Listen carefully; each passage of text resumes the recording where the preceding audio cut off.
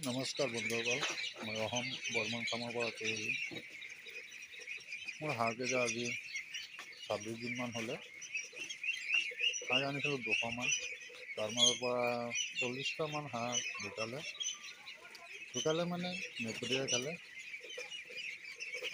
খুব বেয়া লাগিছিলে যেতিয়া মোৰ হাঁহকেইটা মানে মেকুৰীয়ে খাই ছিঙি থৈ দিছিলে না, খুব বেয়া লাগিছিলে। আজি সেইকেইটাৰ বয়স 26 দিনমান হ'ল। চাবচোন কিমান ধুনীয়া হৈছে। দানা প্ৰায় 2.5 বেগমান খালে, যিটো আপোনাৰ উন্নত দানাটো। পিষ্টাটাত 1 বস্তা খালে, পিষ্টাটাত 1.5 বস্তামান খালে। ইয়াত আছে বৰ্তমান 160টা পিচ আছে।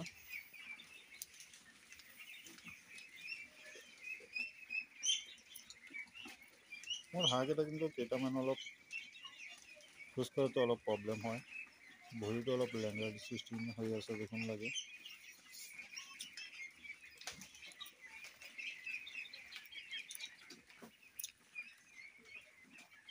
সিদিনা কেইটামান জুখিছিলোঁ, 20 দিনত জুখিছিলোঁ, আধা কেজিটো মান হৈছিলে, আধা কেজি 550 গ্ৰাম 600 গ্ৰাম এনেকুৱা হৈছিলে।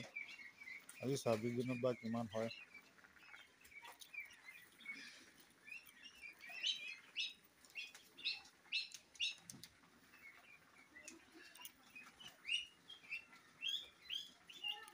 ধন্যবাদ বন্ধুসকল।